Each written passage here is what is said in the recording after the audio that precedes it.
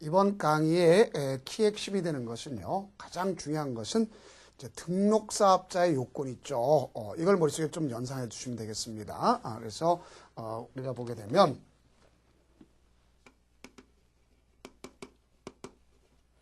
그래서 등록사업자의 경우는 실적이 있어야 되겠고 그 다음에 기준이 있겠고 등록한다 그랬지 않습니까?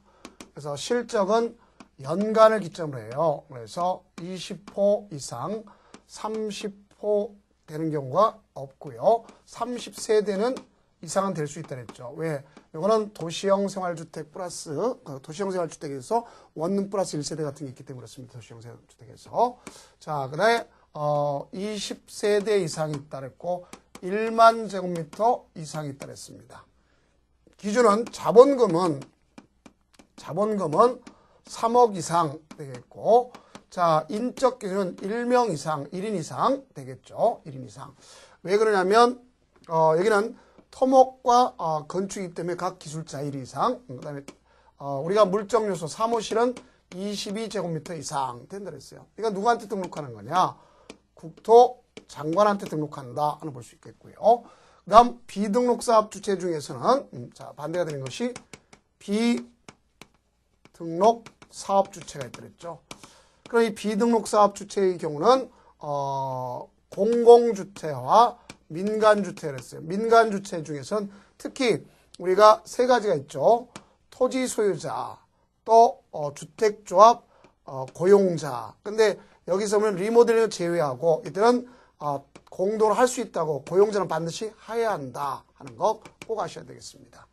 그다음 이 중에서 이제 사업계획 승인을 받는다 그랬죠. 자, 사업계획 승인, 요게 중요하다 그랬습니다. 그럼 사업계획 승인 받기 위해서는요, 우리가 대상이 있는데, 대상은 완화됐다 그랬죠. 연간자는 들어가지 않지 않습니까만, 원칙은, 30호, 또 30세대 이상이 되는 것을 알 수 있겠고, 예외적으로다가 보면은 50호, 그렇죠? 50세대 이상으로 되는 경우가 있다. 그랬어요. 제외가 되는 경우도 있다 그랬고, 그럼 이렇게 사업계획 승인하면 승인권자가 있다 그랬죠.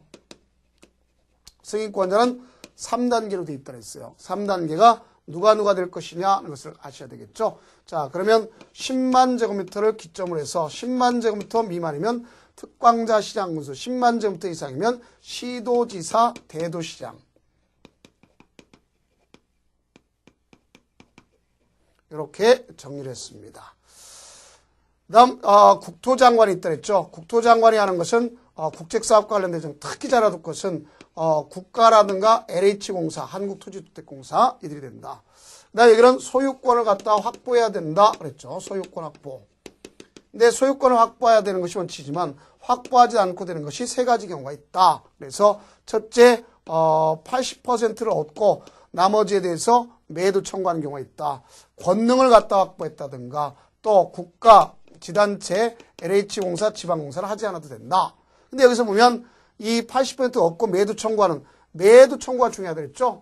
그래서 이 매도 청구는 세 가지 유형이 있다. 그래서 첫째는 사업계획 승인에서 80%가 얻었다면 거기에 대해서 3개월 이상 시가로서 가서 시가로서 협의를 하라 이거죠. 그래서 이걸 95%를 얻었냐 안 얻었냐 이게 중요한 거죠.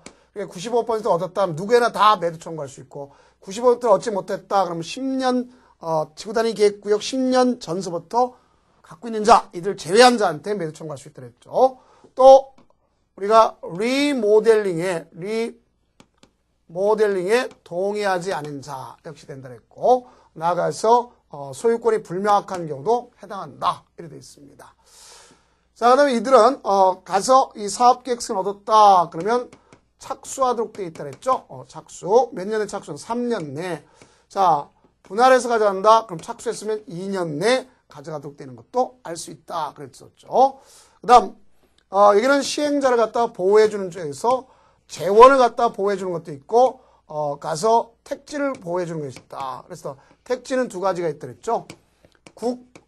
공유지를 우선 매각하거나 임대할 수 있다. 누구? 국민주택 규모를 50% 이상 아니면 주택조합, 또 그들이 대지를 사용하고 있다. 그러면 이들은 2년 내 착공을 안 하면 환매나 아니면 계약을 갖다 취소할 수 있다 되어 있겠고, 도시개발법상 채비지를 갖다 우선할 수 있다 그랬죠. 그래서 경쟁 입찰 방법, 수의계약 또는 가격은 뭐가 될 수 있어요. 감정평가업자 평가한 금액이지만 단 예외가 있다.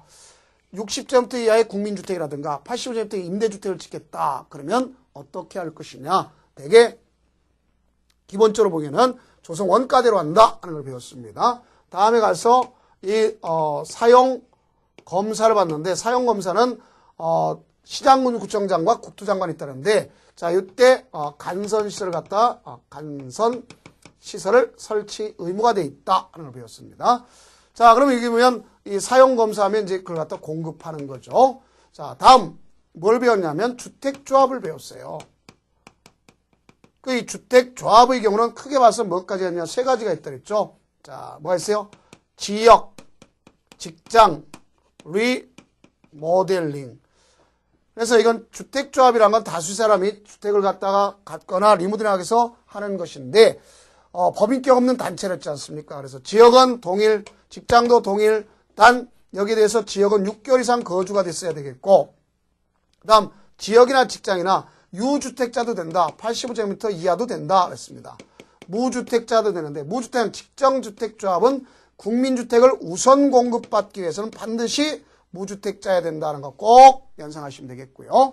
자, 얘네들은 원칙적으로 이거는 유일하게 신고하는 거고, 나머지는 다 인가 받도록 되어 있어요. 누구한테? 시장군수구청한테 인가. 자, 이렇게 되어 있습니다. 그 다음 이 주택조합은 거기 구성원, 조합원에 대해서 있죠. 조합원의 구성원 건설 예정 세대수의 2분의 1 이상이 돼야 되는데, 그 중에 리모델링 제외하고 나서는 20인 이상이 돼야 된다 했습니다.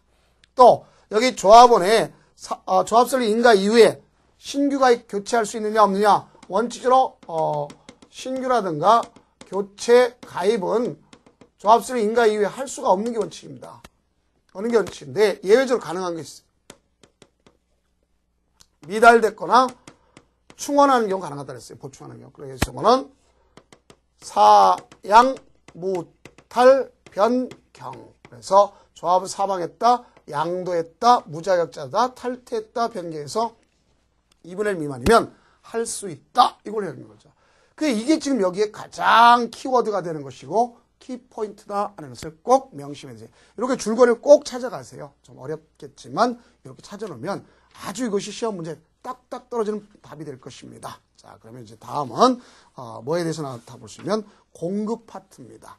공급 파트는 많이 출제되지는 않아요. 그래서 이제 공급 파트에 대해서 나가도록 하겠습니다. 고생 많으셨습니다.